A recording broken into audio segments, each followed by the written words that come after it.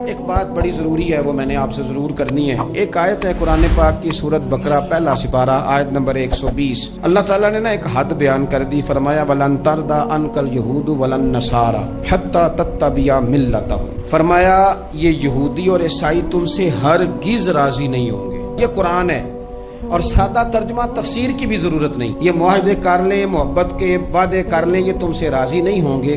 کب راضی ہوں گے؟ حتی تتبع ملتہم، یہاں تک کہ تم ان کے دین کی پیروی کرنے لگ جاؤ۔ میرا جب پہلی دفعہ پاسپورٹ بنا تو میں نے سارا پڑھا، کتابیں پڑھنے کا شوق تھا شروع سے۔ اس کے ہر صفحے پہ لکھا ہے کہ سوائے اسرائیل کے، یعنی آپ پوری دنیا میں یہ سبز ہلالی پاسپورٹ لے کے جا سکتے ہیں، خبردار اسرائیل آپ یہ پاسپورٹ لے کے نہیں جا سکتے۔ یعنی اتنی نفرت کسی ملک سے کہ اس پر لکھ کے چھاپ دیا ہر صفحے پر کہ یہ پاسپورٹ سوائے اسرائیل کے ہر ملک کے لیے کارآمد ہے۔ میرا سوال ہے عرب کے ان لیڈروں سے جنہوں نے اسرائیل کے ساتھ معاہدہ کیا، مجھے بتاؤ تمہیں فلسطین کی بیٹیاں بھول گئی نا ساری کی ساری؟ تمہیں وہ ماں بھول گئی نا جو مسجد اقصیٰ کے دروازے پہ کھڑی ہو کے چیخیں مارتی تھی اور کہتی تھی کوئی علی کو خبر کرو کہ میری بچیاں قید میں ہیں؟ وہ بھول گئی؟ تمہیں وہ بہن بھول گئی نا جس پر شراب کی بوتل انڈیڑتے تھے اسرائیل کے فوجی؟ وہ آپ کو ابھی بھی ویڈیو مل جائے گی۔ وہ انڈیلتے تھے شراب کی بوتل، اسے پکڑتے تھے، دست درازی کرتے تھے، اور وہ بیٹی کہتی تھی یا رحمت للعالم۔ بھول گیا تمہیں وہ سارا کچھ؟ تم نے ایک منٹ لگایا اور تم معاہدہ کس سے کروا رہے ہو؟ امریکہ کے صدر سے؟ اتنا ظلم کیا تم نے، اتنا قاتل کے ساتھ معاہدہ؟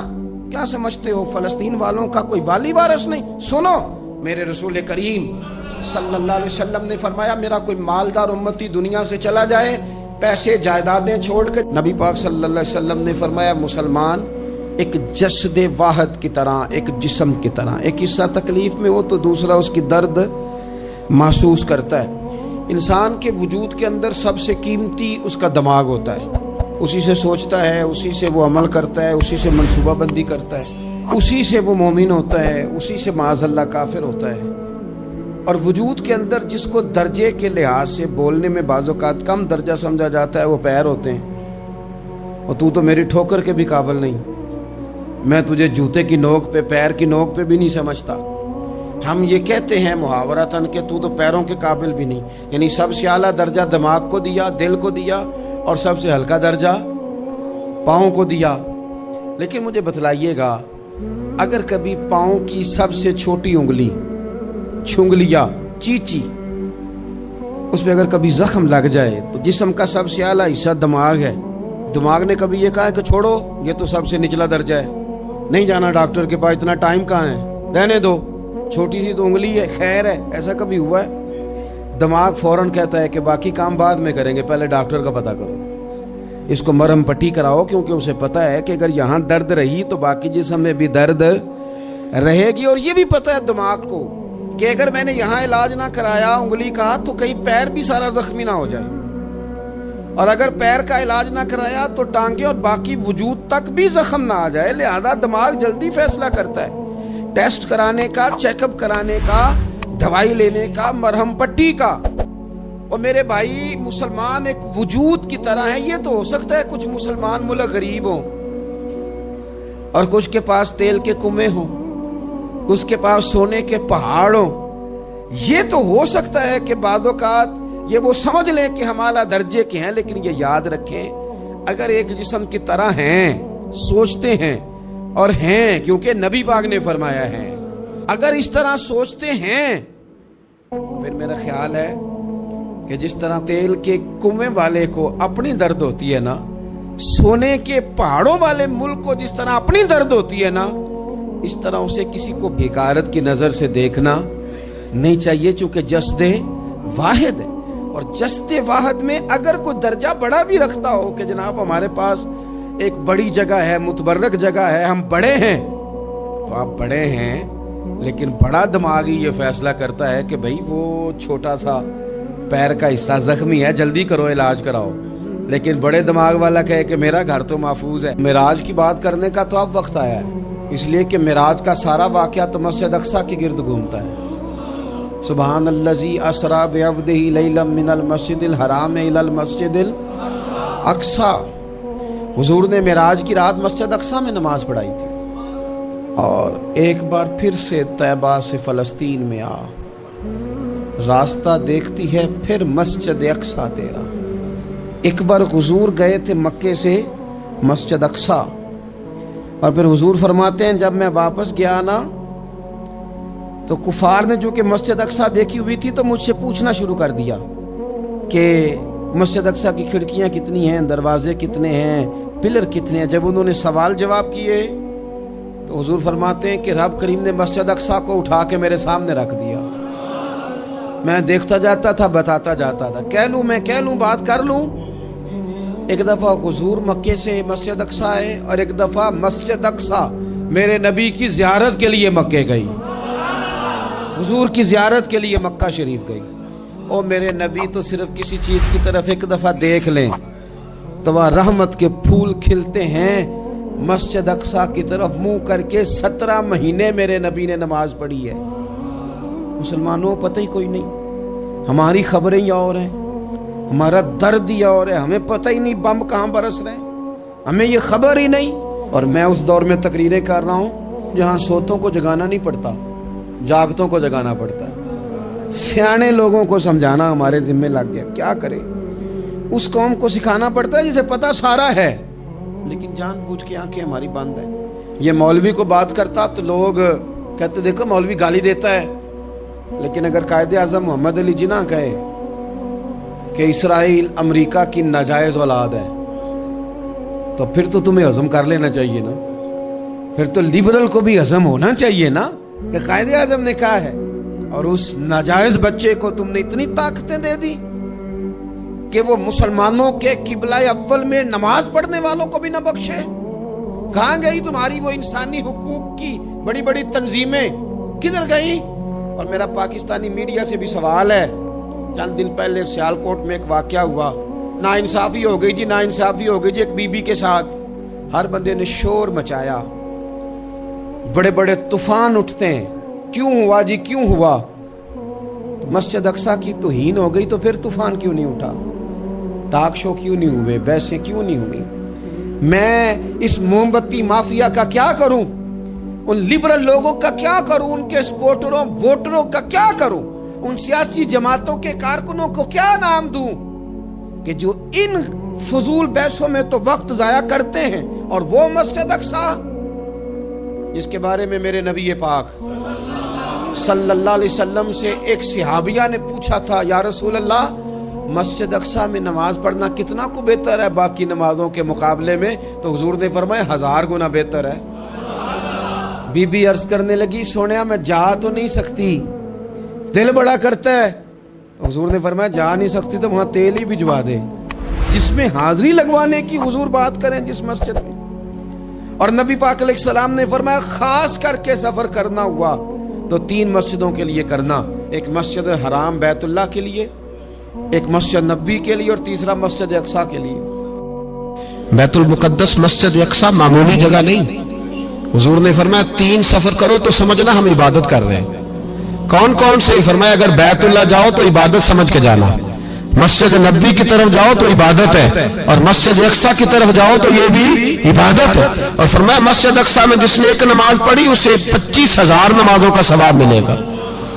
اور میرے رسول پاک نے یہ وہ مسجد ہے جس کے ساتھ معراج شریف جڑا ہوا ہے۔ قرآن پاک نے کہا کہ اس مسجد میں سبحان الذی اسری بعبدہ لیلا من المسجد الحرام الی المسجد الاقصیٰ۔ مسلمانوں قرآن کہتا ہے کہ تمہارے معراج کی شان رسول پاک کی مسجد اقصیٰ سے جڑی ہے۔ جس محبوب کو رب معراج کرائے تو مسجد اقصیٰ میں لا کے کرائے۔ وہ جگہ معمولی جگہ ہے، وہ معمولی جگہ ہے مسجد اقصیٰ۔ نبی پاک نے وہاں نبیوں کی امامت کرائی، 17 مہینے اس مسجد کی طرف منہ کر کے تیرے اور میرے رسول نے نمازیں پڑھی۔ چھوٹی جگہ ہے، اور پوری دنیا کا مسلمان اسے چاہیے شرم سے گڑ جائے۔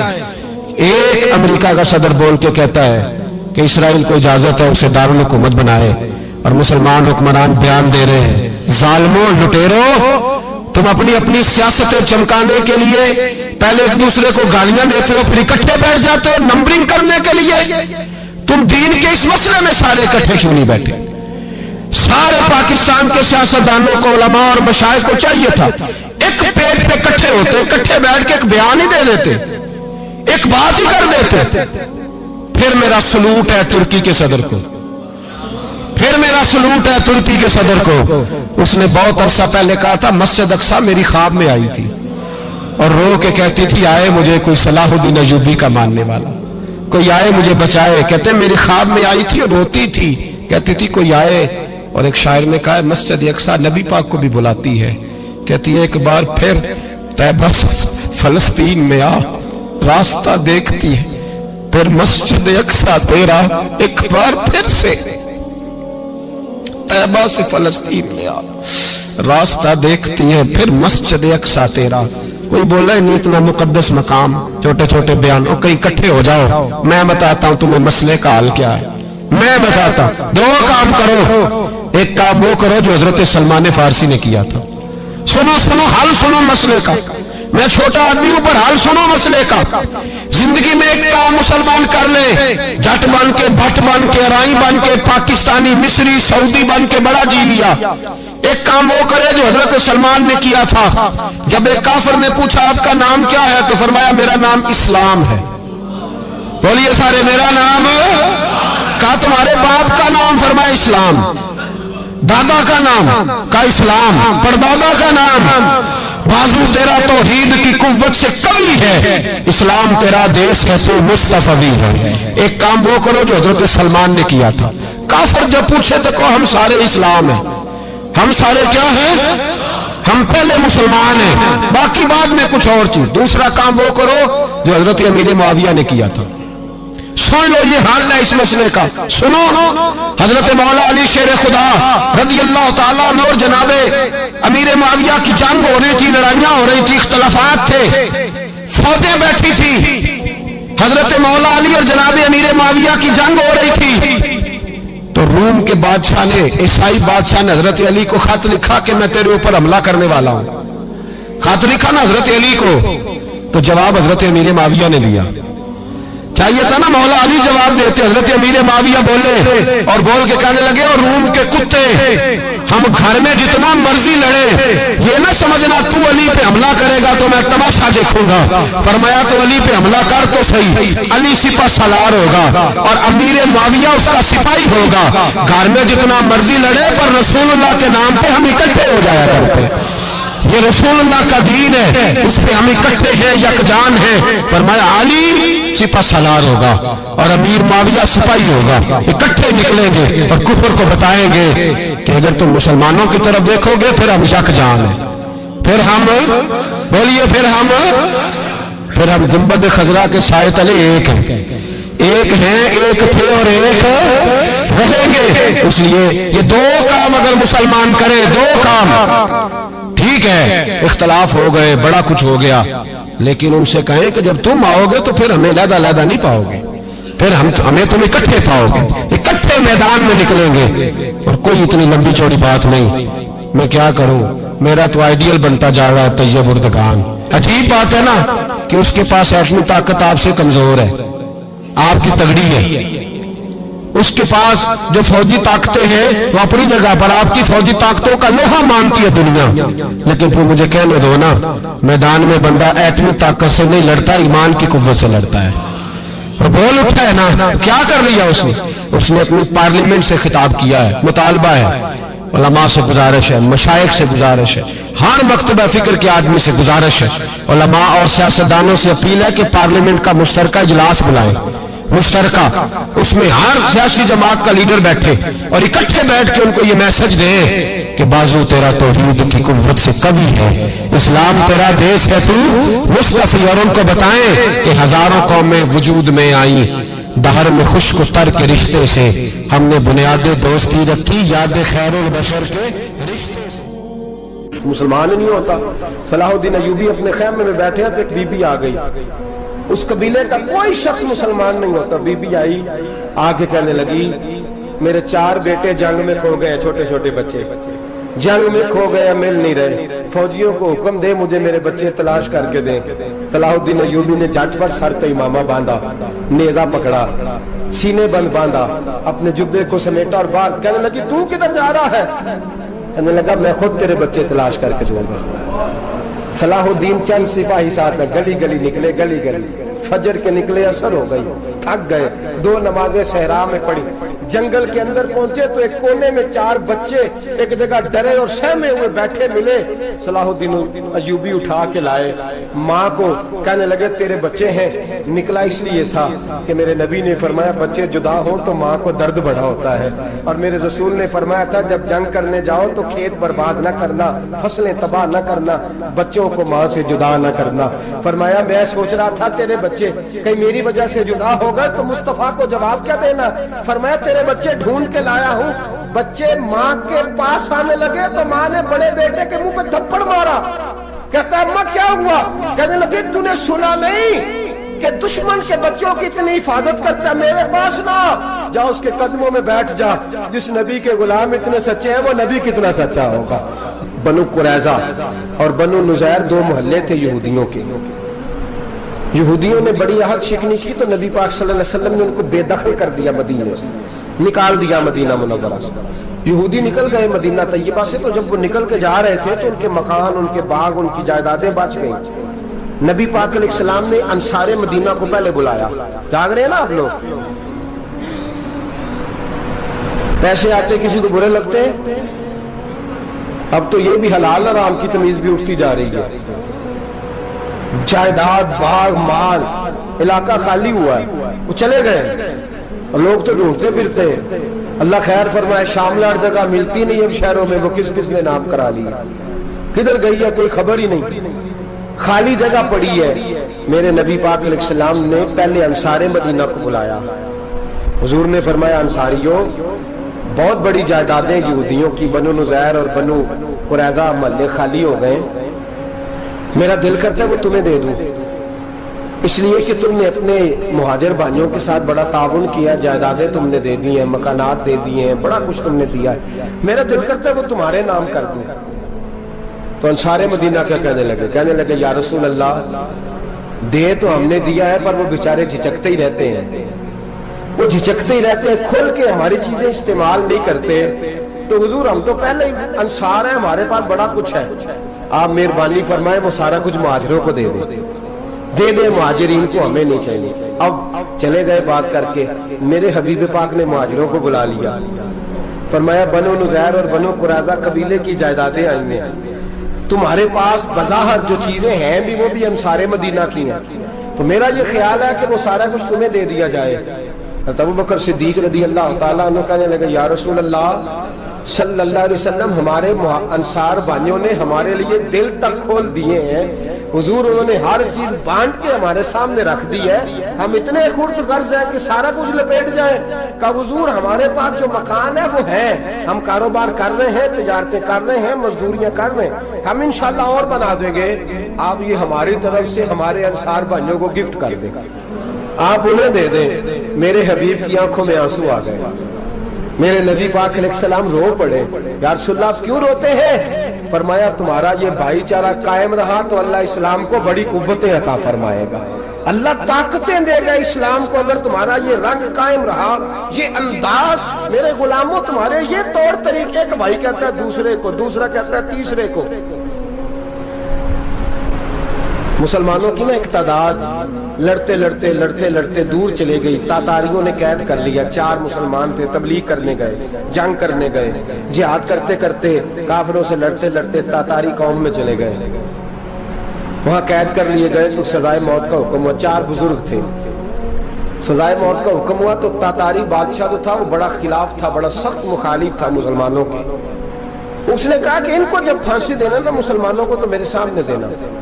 اب 4 عالم ہیں، 4 صوفی ہیں، سفید داڑیاں، سر پہ امامے، پھانسی کا وقت آیا تو جو پھانسی گھاٹ ہے وہ ایک ہے، چاروں کو کٹھے پھانسی نہیں ہو سکتی، ایک کو کہا کہ ایک ایک کر کے ان کو پھانسی دو۔ جب پھانسی کا وقت آیا نا تو جو سب سے پیچھے صوفی تھے وہ دوڑ کے آگے آئے، کہنے لگے بادشاہ پہلی باری میری لگا، پہلی۔ اب بادشاہ نے کہا ٹھیک ہے اسے لٹکا دو، وہ قریب آئے تو دوسرے دوڑ آئے، کہنے لگے نہیں نہیں پہلی باری میں نے زیادہ کافر قتل کیے، میرا بڑا جرم ہے، مجھے پہلے سزا دو۔ ان کو پھانسی دینے لگے تو تیسرے آ گئے, کہنے لگے نہیں یہ تو میرا قتل کرتا تھا, رستے میں بتایا کرتا تھا, ڈھونڈ کے میں بتلاتا تھا کہ یہاں زیادہ تعداد ہے, مجھے پہلے پھانسی دو. تیسرے کے ساتھ بات ہو رہی تھی تو چوتھا دوڑا آیا, کہنے لگا یہ رستے بتاتا تھا, یہ تبلیغ کرتا تھا, یہ سارا کچھ کرتا تھا, لیکن کہا یہ کہتے تھے چلو واپس چلتے ہیں, میں جانے نہیں دیتا تھا, میں کہتا تھا اور کافر مارنے اور علاقے فتح کرنے, میرا جرم بڑا ہے, مجھے پہلے پھانسی دو. بادشاہ کہنے لگا مجھے 35 سال ہو گئے حکومت کرتے, بڑی دنیا کو پھانسی دی ہے, لوگ تو ایک دوسرے کو دھکے دیتے ہیں کہ پہلے تو جا پہلے تو جا, اور تم کیسی قوم ہو کہ ایک دوسرے پہ قربان ہو رہے ہو. کہنے لگا تم ایک باپ کی اولاد ہو, جاگ رہے آپ لوگ, تاتاری بادشاہ کافر بادشاہ اسلام کی مخالفت کرتے ہیں, ایک باپ کی اولاد ہو کا نہیں, ایک قبیلے کے رہنے والے ہو کا نہیں, ایک ملک کے رہنے والے ہو نہیں. اس نے کہا رشتہ کیا ہے تمہارا, رشتہ کیا ہے؟ تو بول کے کہنے لگے خدا ایک ہے نبی ایک ہے, خدا ایک ہے اور نبی منفرد ایک ہے, اس قوم کی نقصان بھی ایک ہی سب کا نبی, اللہ بھی قرآن بھی ایک. کیا ہی اچھا تھا ہوتے اگر مسلمان بھی ایک, یوں تو سید بھی ہو, مرزا بھی ہو, افغان بھی ہو, تم سبھی کچھ ہو, بتاؤ کہ مسلمان بھی ہو. فرمایا ہمارا اللہ ایک ہے, نبی ایک ہے. تو کہا پھر ایک دوسرے پہ جان کیوں دیتے ہو؟ فرمایا ہمارے نبی نے ہمیں بھائی بھائی بنا دیا ہے, بھائی کا دل نہیں کرتا اس کی آنکھوں کے سامنے بھائی چلا جائے, ہمارا دل نہیں کرتا پہلے مجھے دے پہلے مجھے دے. بادشاہ کہنے لگا تمہارا جذبہ مجھے متاثر کر گیا, جاؤ میں تم چاروں کو آزاد کرتا ہوں, تمہیں آزاد کرتا ہوں. میرے دوستو یہ رنگ تھا, دیکھیں نا, یہ اس دھرتی نے نظام دیکھا ہے نا, اس فلک نے پہلی بار دیکھا, اس زمین نے پہلی بار, اور میرے حضرت صاحب فرمایا کرتے تھے زمین تڑپ کے روئی, اس نے پہلی دفعہ دیکھا. احد کا میدان ہے, 3 صحابہ تپتی ہوئی زمین پہ زخموں سے چور چور پڑے ہیں. حضرت انس بن نضر رضی اللہ تعالیٰ عنہ پانی کا پیالہ لے کے پہنچے, ایک زخمی سے کہا تجھے پانی پلانا ہے, تو کہنے لگا میرے زخم تھوڑے ہیں, وہ جو ساتھ پڑا اس کے زخم گہرے ہیں, پہلے اسے پانی پلا دے, جا اسے دے دے. اس کے پاس پہنچے تو وہ کہنے لگا وہ مجھ سے پہلے گرا تھا, اس کا زخم زیادہ گہرا ہے, اسے پانی پلا. تیسرے کے پاس گئے تو کہنے لگا چوتھا تڑپ زیادہ رہا ہے, اس کی عمر زیادہ ہے, میں تو جوان ہوں برداشت کر لوں, بڑھاپے کی وجہ سے نڈال ہو گیا, پہلے اسے پانی پلا. چوتھا کہنے لگا 5ویں کے پاس جا, 5واں کہنے لگا 6 کے پاس جا. حضرت انس بن نضر کہتے میں رو پڑا, میں نے کہا محمد کے غلاموں, رسول نے تمہیں کیسا جذبہ دے دیا ہے, زبانیں پیاس سے باہر ہے لیکن تمہاری اخوت مرتے دم تک قائم ہے. کہتے میں 7ویں کے پاس گیا تو کہنے لگا اگر 6 قربانی دے سکتے ہیں تو مجھے خود غرض نہ سمجھ, میں نے نہیں پانی پینا, جا پہلے کے پاس لے جا. کہتے میں پہلے کے پاس آیا تو روح پرواز کر گئی, دوسرے کے پاس آیا تو روح پرواز کر گئی, میں 7ویں تک آیا تو انتقال کر گئے. کہتے ہیں پانی کا پیالہ میں نے اٹھایا اور میں نے زمین پہ رکھا تو میں نے کہا پانی گوا رہنا, محمد کے غلام مر تو جاتے ہیں پر ایک دوسرے کا خیال بڑا رکھا کرتے ہیں, گوا رہنا یہ مر جایا کرتے لیکن ایک دوسرے کا درد. میرے دوستو لٹا ہوا برما, روتے ہوئے مسلمان, سسکیاں اور آہیں لیتی ہوئی مائیں پوچھتی ہیں اے خاصا اے خاصان رسول, وقت دعا ہے, امت پہ تیری آ کے عجب وقت پڑا ہے. وہ دین جو بڑی شان سے نکلا تھا وطن سے, پردیس میں وہ دین آج غریب الغربا ہے.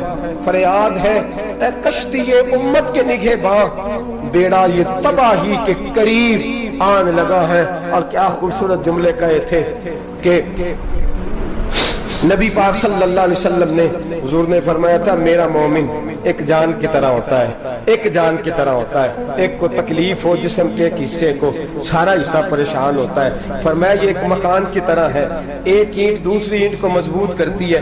فرمایا یہ مضبوط لوگ ہیں, یہ مضبوط لوگ. حضرت عمر فاروق کا زمانہ ہے, ایک آدمی نے سیری بھیج دی ایک گھر میں بطور تحفہ, قحط کا زمانہ تھا, گوشت ملتا نہیں تھا, جانور. ایک آدمی نے سیری بھیج دی ایک آدمی کے گھر میں. اس نے کیا کیا, اس نے اپنی بیوی سے کہا ہماری تو خیر ہے, ساتھ والا پڑوسی زیادہ غریب ہے, ادھر نہ بھیج دے.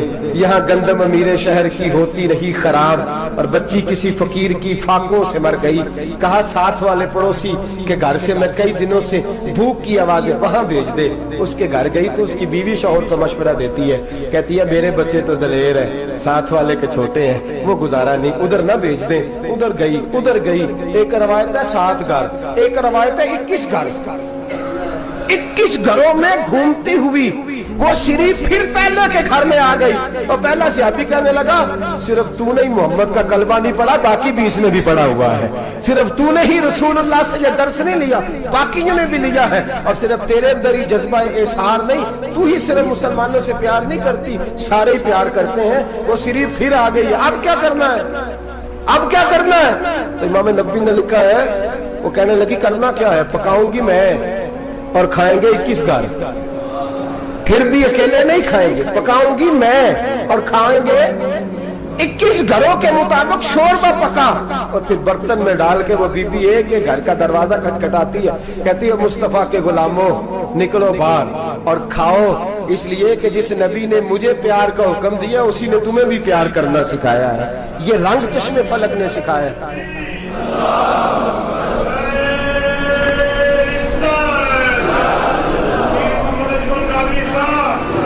آپ کی بڑی مہربانی, زندہ باد وہی ہے جس کو اللہ رسول زندہ باد فرمائے, بڑی مہربانی, اللہ جزا دے. عرض یہ کرنے جا رہا تھا کہ رسول کریم صلی اللہ علیہ وسلم نے پیغام دیا امت کو. فرمایا دیکھیں نا کتنے بڑے لفظ ہیں. یہ نہیں فرمایا دوزخ میں جائے گا, یہ نہیں فرمایا کہ اسے جہنم کی سزا ملے گی. میرے نبی نے فرمایا میں اسے مومن مانتا ہی نہیں, میں اسے مسلمان اپنا مانتا ہی نہیں. حضور کسے؟ فرمایا جو پیٹ بھر کے کھاتا ہے اور اس کا ہمسایہ بھوکا سو جاتا ہے. میں مومن ہی نہیں مانتا. سزا تو تب ملے گی نا کہ جب میں کسی سزا کا اعلان کروں. میں مانتا ہی نہیں, وہ میرا ہے ہی نہیں. خود پیٹ بھر کے کھا رہا ہے, ہمسایہ اس کا بھوکا, میں نہیں مانتا. انما المؤمنون اخوہ, مومن بھائی بھائی, میں مانتا ہی نہیں اسے. اور میرے حبیب پاک اتنے بڑے لفظ حدیث میں اور کہیں نہیں ملیں گے آپ کو, اتنے بڑے جملے کہیں نہیں ملیں گے. میرے نبی پاک نے فرمایا اللہ کہے گا قیامت کے دن, کون؟ اتنے بڑے لفظ حدیثوں میں ملتے نہیں جتنے یہ ہیں. حضور نے فرمایا رب فرمائے گا بندے سے کہ میں تیرے پڑوس میں بھوکا تھا, تو نے مجھے روٹی کیوں نہیں کھلائی؟ کون کہہ رہا ہے؟ اللہ کہہ, میں بھوکا تھا تو نے روٹی نہیں دی, میں ننگا تھا تو نے کپڑا نہیں دیا, میں پیاسا تھا تو نے پانی نہیں پلایا, میں بیمار تھا تو تیمارداری. یا اللہ نہ تو کھاتا ہے, نہ پیتا ہے, نہ کپڑا پہنتا ہے, نہ تو بیمار ہوتا ہے. لا تاخذہ سنۃ ولا نوم, تجھے بیماری آتی نہیں, اونگ نیند نہیں آتی. میرے مالک تو میرے پڑوس میں تھا.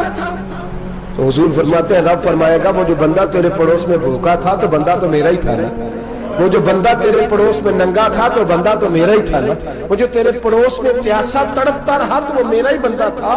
تو دوائی لینے جائے تو بڑے اسپتال میں اور اس بیچارے کو 20 روپے پرچی کے بھی میسر نہ آئے تو میرا ہی بندہ تھا.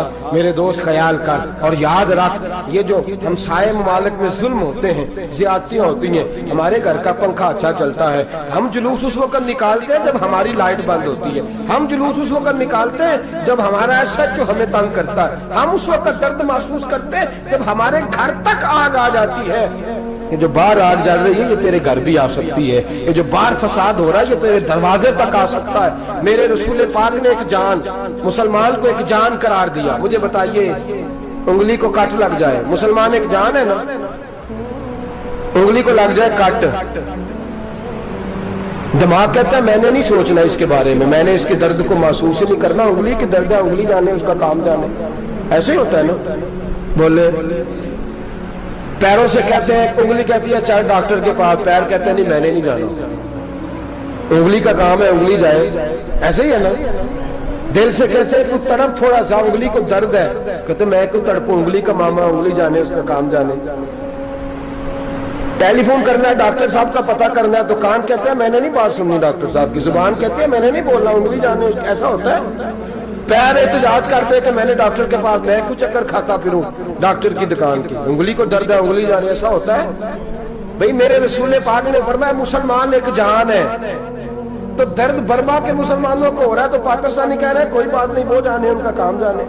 ایک جان ہے نا, درد ہونا چاہیے, تکلیف ہونا چاہیے. پھٹے پہ باتیں ہوتی ہیں اس موضوع پہ, اسمبلی پہ گفتگو ہوئی ہے اس موضوع پہ. آپ کی صوبائی اسمبلیاں اس موضوع پہ بولی ہیں؟ آپ کے کونسل اس موضوع پہ بولے؟ ہم تو اپنی اپنی سیاستیں، اپنے اپنے تماشے، اپنے اپنے چکروں میں لگے ہوئے.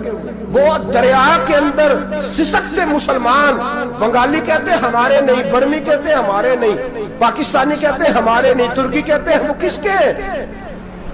وہ کس کے ہیں؟ وہ اللہ کے بندے ہیں، محمد عربی کے غلام ہیں صلی اللہ علیہ وسلم. لیکن میرے دوستو، کیا ہمیں کیا غرض ہے؟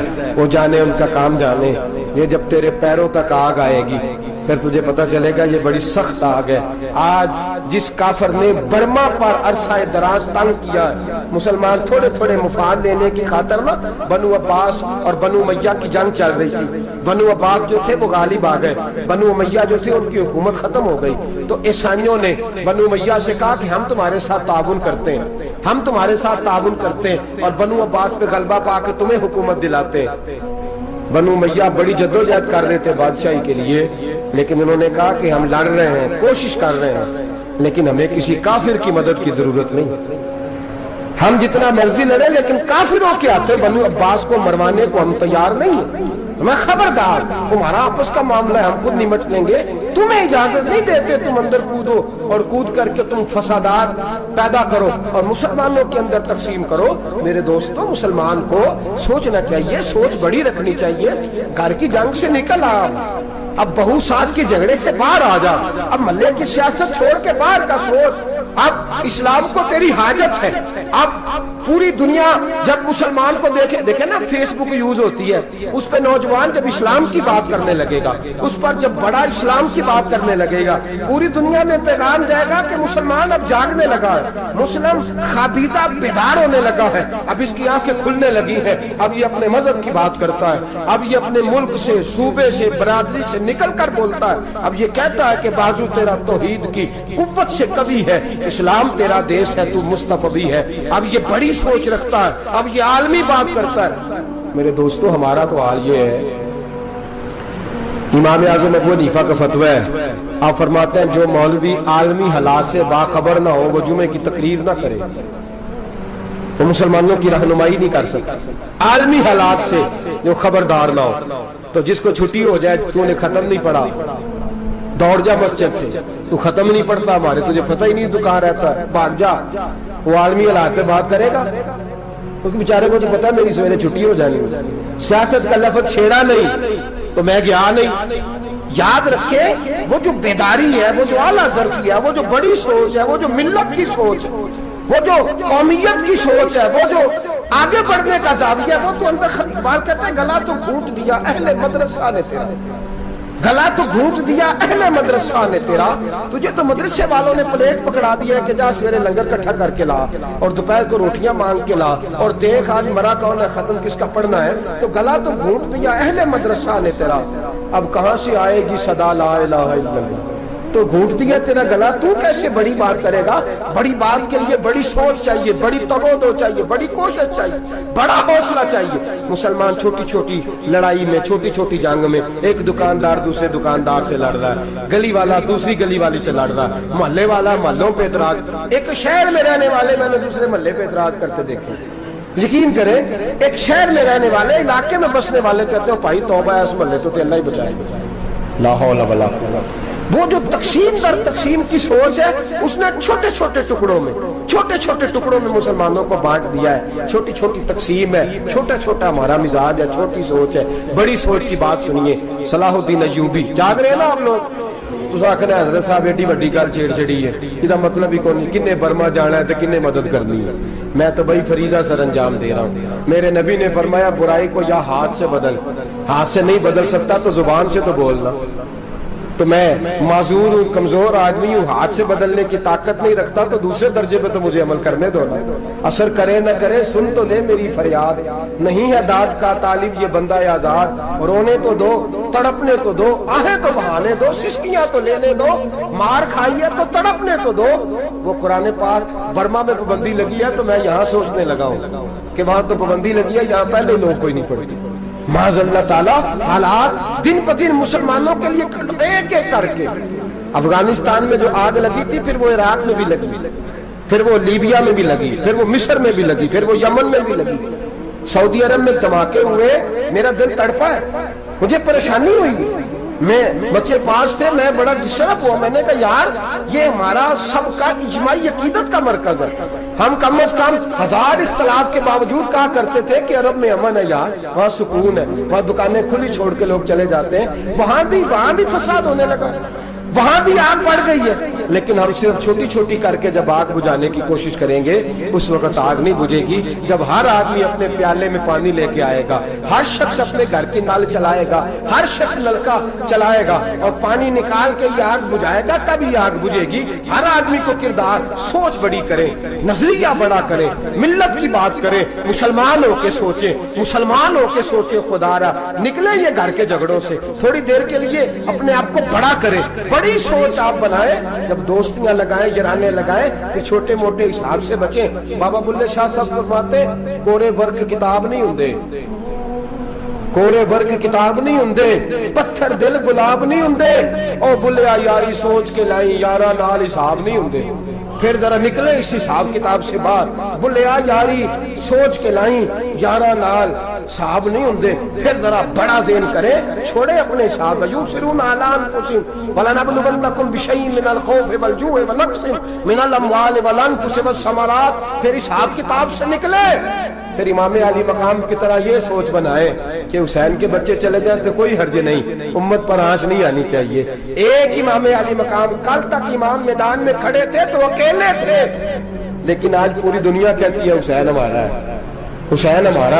आज नजरिया इमाम अली मकाम जिंदा है, तू अकेला है तो खड़ा हो, ये ना कहा कर। छोटी सी मस्जिद है, एक कोना का खड़कावा, मौलाना तकरीर कर रहे हैं तो क्या बनेगा, एक आवाज कहीं से गूंजा करती है, फिर उसमें तासीर मेरा अल्लाह पैदा फरमा दिया करता है, फिर उसके अंदर कुव्वत मेरा रब पैदा फरमा दिया करता है, फिर अल्लाह उसमें तासीर पैदा करके 4 दाग आलम में फैला दिया करता है। सलाहुद्दीन अय्यूबी, मुसलमानों पे जुल्म हुआ, फलस्तीन में आग लगी और पूरे फलस्तीन की गलियां खून से भर गई।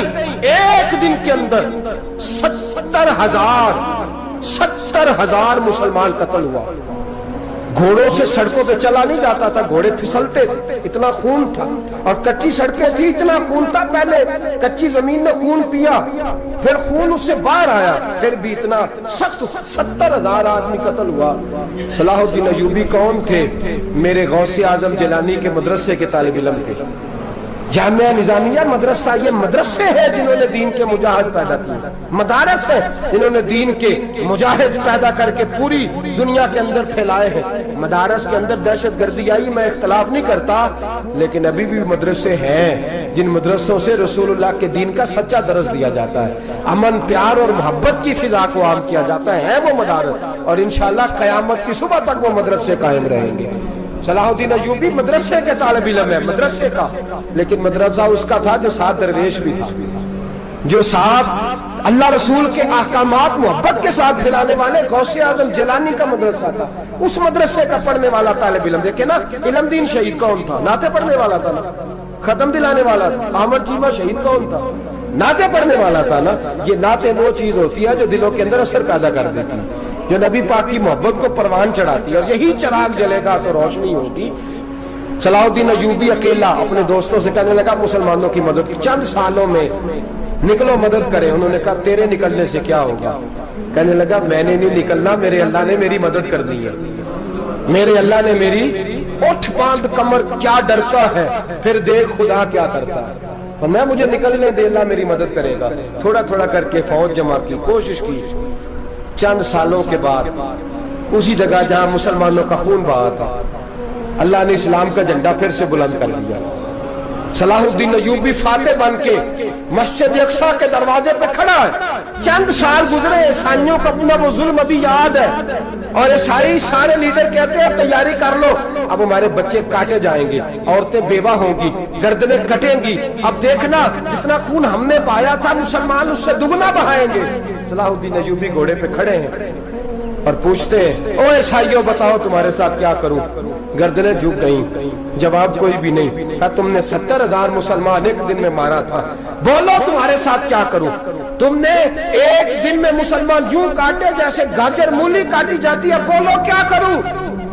عیسائی کہنے لگے ہمیں اپنے ظلم یاد ہے، تشدد یاد ہے، بربریت یاد ہے، تو بہتر جانتا ہے تو نے کیا کرنا ہے۔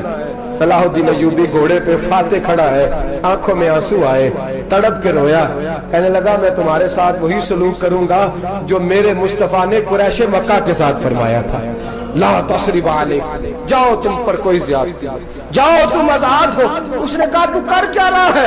کہنے لگا میں کیا کروں، میں اس محمد کا ماننے والا ہوں جس نے معاف کرنا سکھایا ہے صلی اللہ علیہ وسلم، میرے پیروں میں زنجیر ہے رسول اللہ کی غلامی کی، جاؤ تم آزاد ہو۔ اس نے کہا تم آزاد ہو، لوگوں نے کلمہ پڑھنا شروع کر دیا، اشہد ان لا الہ الا اللہ واشہد ان محمدً عبدہ۔ سارے قبیلے کے کچھ نہ کچھ لوگ مسلمان، ایک قبیلہ رہ گیا مسلمان نہیں ہوتا۔ صلاح الدین ایوبی اپنے خیمے میں بیٹھے ہیں تو ایک بی بی آ گئی، اس قبیلے کا کوئی شخص مسلمان نہیں ہوتا۔ بی بی آئی، آگے کہنے لگی میرے 4 بیٹے جنگ میں کھو گئے، چھوٹے چھوٹے بچے جنگ میں کھو گئے، مل نہیں رہے، فوجیوں کو حکم دے مجھے میرے بچے تلاش کر کے دیں۔ صلاح الدین ایوبی نے جھٹ پٹ سر پہ امامہ باندھا، نیزہ پکڑا، سینے بند باندھا، اپنے جبے کو سمیٹا اور باہر کہنے لگی تو کدھر جا رہا ہے؟ کہنے لگا میں خود تیرے بچے تلاش کر کے دوں گا۔ صلاح الدین چند سپاہی ساتھ گلی گلی نکلے، گلی گلی فجر کے نکلے، اثر ہو گئی، تھک گئے، 2 نمازیں صحرا میں پڑھی، جنگل کے اندر پہنچے تو ایک کونے میں 4 بچے ایک جگہ ڈرے اور سہمے ہوئے بیٹھے ملے۔ صلاح الدین ایوبی اٹھا کے لائے، ماں کو کہنے لگے تیرے بچے ہیں، نکلا اس لیے تھا کہ میرے نبی نے فرمایا بچے جدا ہوں تو ماں کو درد بڑا ہوتا ہے، اور میرے رسول نے فرمایا تھا جب جنگ کرنے جاؤ تو کھیت برباد نہ کرنا، فصلیں تباہ نہ کرنا، بچوں کو ماں سے جدا نہ کرنا۔ فرمایا میں سوچ رہا تھا تیرے بچے کہیں میری وجہ سے جدا ہو گئے تو مصطفیٰ کو جواب کیا دینا۔ فرمایا تیرے بچے ڈھونڈ کے لایا ہوں۔ بچے ماں کے پاس آنے لگے تو ماں نے بڑے بیٹے کے منہ پہ تھپڑ مارا، کہتا اماں کیا ہوا؟ کہنے لگے تو نے سنا نہیں کہ دشمن کے بچوں کی اتنی حفاظت کرتا ہے، میرے پاس نہ جا، اس کے قدموں میں بیٹھ جا۔ جس نبی کے غلام اتنے سچے ہیں وہ نبی کتنا سچا ہوگا، جس نبی کے نوکر اتنے کھڑے ہیں وہ نبی کتنا کھڑا ہوگا، جا جا کے کلمہ پڑھ لے۔ میرے دوست یہ اسلام ہے جس نے غیروں کا درد بھی اپنے سینے میں رکھا۔ اقبال کہتا ہے سارے زمانے کا درد ہمارے ہی سینے میں ہے، برما کا مسلمان ہو یا عراق، لیبیا، افغانستان، کشمیر کا مسلمان ہو، میرے دوست وہ غیر نہیں ہے، وہ تیرا اپنا ہے۔ اس کا رنگ نہ دیکھ، اس کی بولی نہ دیکھ، اس کا قبیلہ اور علاقہ نہ دیکھ، دیکھ کہ وہ تیرے رسول کا کلمہ پڑھتا ہے، وہ دیکھ کہ وہ کعبے کی طرف منہ کر کے نماز پڑھتا ہے، دیکھ کہ تیرا اور اس کا نصاب زندگی قرآن ایک ہے۔ میرے دوست کچھ نہیں کر سکتا تو دعا تو کر دیا کر، کچھ نہیں کر سکتا تو التجا تو کر دیا کر، اللہ کے حضور یہ تو کہا کر کہ اللہ مسلمان جہاں بھی ہیں تو ان کی مدد فرما، اللہ مسلمان جہاں بھی ہیں تو ان کی غیبی امداد فرما۔ یہ دعا تو میرے دوست ضرور کیا کرو، سوچ بڑی کریں، جب بھی آپ بولیں، جب بھی آپ لکھیں، جب بھی کسی سے بات کریں تو بحیثیت مسلمان کے بات کریں، بحیثیت ایک نبی پاک کے غلام کے بات کریں، اپنی زندگی اس انداز میں ترتیب دیں کہ پہلے آپ مسلمان ہیں، اس کے بعد آپ کچھ اور ہیں، پہلے اسلام کی بات کریں، بڑی بات کریں، بڑے حوصلے کی بات کریں، پھر اسلام کو قوت ملے گی، پھر بیداری امت کو نصیب ہوگی۔ اللہ کریم برما کے مسلمانوں کو اپنی رحمت کی ٹھنڈی چھاؤں نصیب فرمائے، ہمیشہ مدحت خیر الانام میں گزرے، دعا ہے یہ عمر درود و سلام میں گزرے۔ آخر دعوانا ان الحمدللہ۔